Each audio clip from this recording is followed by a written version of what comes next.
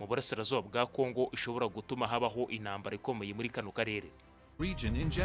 Sinakunze kugaruka cyane ku buryo ibintu bimeze mu burasirazuba bwa Kongo no mu karere ka Afurika y'Iburasirazuba muri rusange.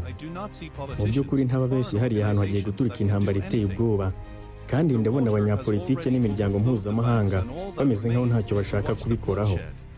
Ubu ngubu amazi yamaze kurenga inkombe, igisigaye ni ukubona imivu y'amaraso y'inzirakarengane atemba. Ngewe ubabwira ibi ndi umunyamerika, kandi rwose biranyoroheye kugera ku makuru atandukanye y'ibirimo bipangwa. Muri iki kibazo cya Kongo, Amerika iragaragara nk'idashaka intambara, ariko koko ni nako biri ntishaka intambara, kubera ko abakozi bayo bo muri kariya karere yamaze kubona ko batiteguye intambara kandi rwose badashobora kuyitsinda, ahubwo byarangira ibihombeyemo.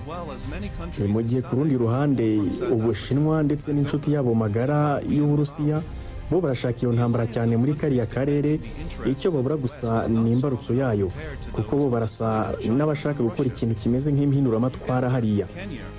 Nanone wareba ukabona hariya hari ibihugu byiteguye kubafasha muri iyo migambi, cyane cyane Tanzania n'u Burundi, kimwe n'ibindi bihugu byo muri Afurika y'Amajyepfo muri SADC. Aha twavuga Tanzania, Afurika y'Epfo, Angola, Zimbabwe ndetse na Malawi.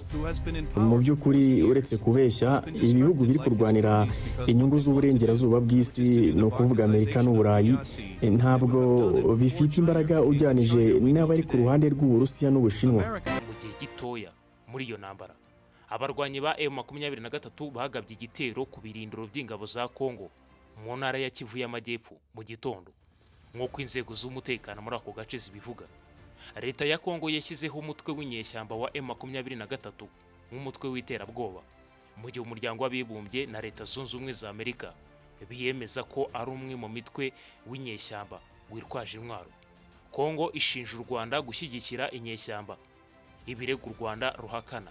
Ibi bibaye nyuma y'uko abayobozi b'ibihugu by'Uburasirazuba n'Amajyepfo ya Afurika basabye abayobozi babo bose gutanga igitekerezo cyo gushyira mu bikorwa amasezerano yo guhagarika imirwano nta nkomyi bitarenze ku wa 4.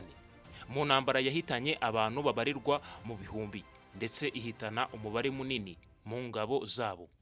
Mu mezi ashize M23 ifata uturere tw'ubutaka mu burasirazuba bwa Kongo bukungahaye ku mabuye y'agaciro nyuma yo kongera gufata intwaro mu mpera za 2021, mu gihugu cyugarijwe n'amakimbirane menshi mu myaka ibarirwa muri za 40. Uyu mutwe witwaje intwaro watangiye gutera imbere muri Kivu y'Amajyepfo, nyuma uza kwigarurira umujyi wa Goma, umurwa mukuru w'intara ya Kivu y'Amajyaruguru uhana imbibi n'u Rwanda. Imirwano yabaye ku wa 2 ubwo nejo hashize hafi y'umudugudu wa Ihusi, ku birometero bisaga 70 uvuye ku murwa mukuru wa Bukavu, ni birometero 40 uvuye ku kibuga cy'indege cy'intara, nk'uko inzego z'umutekano zibigaragaza. Bamwe mu baturage bo muri ako gace bavuze ko ibisasu by'intwaro zikomeye byaje kumvikana. Ikibuga cy'indege cya Bukavu gikoreshwa n'ingabo za Kongo mu gutwara ingabo n'ibikoresho muri ako karere, kandi ni icyicaro gikuru cya gisirikare kiri hafi aho ngaho. Bukavu imaze iminsi itegura igitero cya M23, aho amashuri yafunzwe muri uwo mujyi guhera ku wa 3 ubwo abaturage batangiraga guhunga, ndetse amaduka arafungwa kubera ubwoba bw'igitero cyegereje vuba aha ngaha. Kugeza ubu ngo abasirikare bagera kuri 300 ba Kongo bari mu rukiko rwa gisirikare muri uwo mujyi, bashinjwa ibyaha birimo gufata ku ngufu, kwica no gusahura.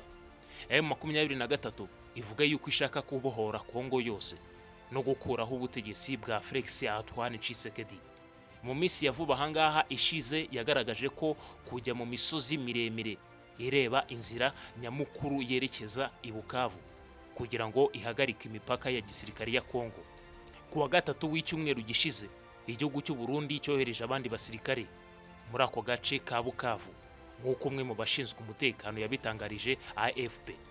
Ni mu gihe kandi M23 yatangiye gushinga ubutegetsi bwayo igomongo Kodeko, bishe abantu 51, ahanini bavanywe mu byabo mu bice bitatu by'intara ya Ituri ku wa mbere, nk'uko byatangajwe n'inzego z'ubutabazi n'ubuyobozi bw'abaturage bo muri ako gace. Kodeko yari ubufatanye bw'ubuhinzi mu mahoro mbere yo guhinduka umutwe w'inyeshyamba witwaje intwaro urwanya umuryango wa Hema. Bivugwa ko icyo gitero cyo kuwa mbere cyari igisubizo cy'igitero cyagabwe n'umutwe w'abarwanyi wa Hema mu ntangiriro z'ako gace. Amakimbirane n'imyigaragambyo bimaze imyaka irenga 30 bikomeje kwibasira iki gihugu cya Kongo. Iyi ntambara izarangira ute?